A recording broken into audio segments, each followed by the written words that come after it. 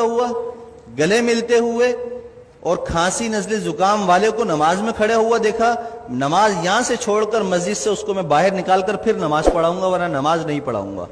आप लोग एहतियात ही नहीं कर रहे हैं, इल्जाम हमें देते हैं, डॉक्टरों को देते हैं। डॉक्टर अपनी जान जो है ना उनकी अजाब में आई हुई है, मर रहे हैं डॉक्टर, उनको वेंटिलेटर नहीं मिल रहे हैं। आप लोगों ने खेल बनाया हुआ है कोरोना को।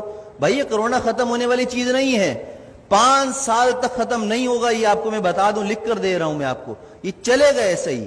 जब आप सब्जी की दुकान पर जा सकते हैं, आप सुपर मार्केट जा सकते हैं, मस्जिद भी आए, जुम्मा पढ़ें, नमाज पढ़ें, डिस्टेंस खत्म करें, नमाज के फौरन बाद डिस्टेंस पैदा कर लें। सुन्नत नफिल पढ़नी है, पीछे चले जाएं, जगह बदल लें, उसी जगह पर नमाज ना पढ़े दोबारा।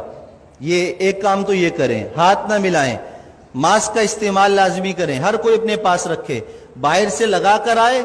नमाज पढ़ते हुए अगर किसी को उतारना है तो उतार ले, लेकिन नमाज से पहले या नमाज के बाद अगर आपस में सामने खड़े हुए बात करने हैं, बगैर मास्क के कोई बात नहीं करेगा। अगर करेगा तो इंशाअल्लाह ताला उसके खिलाफ बयान भी होगा, उसके नाम लेकर फिर सब तरीक किया जाएगा। इज्जत बहुत हो गई है, आप लोगों ने मुझे बेइज्जत कर करके तंग करके रख दिया है। अब नहीं, अब मैं आपको बेइज्जत नहीं करूंगा, अब मैं आपको सिखाऊंगा दीन पर अमल कैसे होता है और ये हुकूमती अहकामात पर अमल कैसे होता है, ये हमें भी आता है कराना।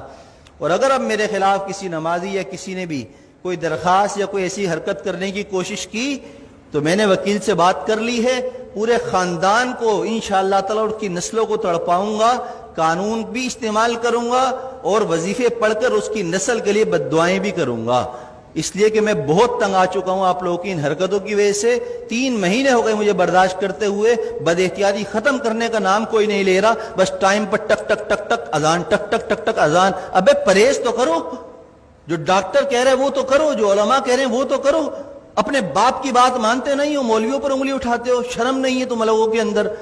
मैंने कहा था, हमारे नायब इमाम साहब ने एक जुम्मे को, रमजान में मैं नहीं था, थोड़ी सी रकात लंबी कर दी तो पीछे 2 लोगों ने कहा कि आपको नमाज पढ़ानी है, तो लंबी नमाज पढ़ा दी। शर्म नाम की चीज नहीं है, हैं? इमाम को ऐसे कहते हो?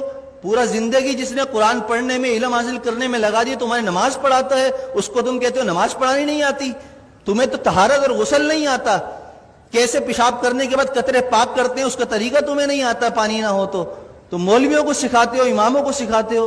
खुदा के लिए हाथ जोड़कर मैं कह रहा हूं, मैं वजीर आला नहीं हूं कि करप्शन करके हाथ जोड़ रहा हूं आपके सामने। मैं इमाम हूं, मेरा किरदार आपके सामने है। 7 साल हो गए, मेरी सारी नमाजें, सब कुछ, किसी नमाज में अगर मैं नहीं हूं तो उसकी कोई ना कोई शरई उज़र होता है मेरे पास, लेकिन वो उज़र पेश करना मेरा आपके सामने नहीं है, मैं आपके सामने पेश करूं, अल्लाह के सामने पेश कर देता हूं। मेरा दिल साफ है, मुझे जरूरत नहीं है अपनी सफाइयां देने की, लेकिन एहतियात कीजिए, अमल कीजिए।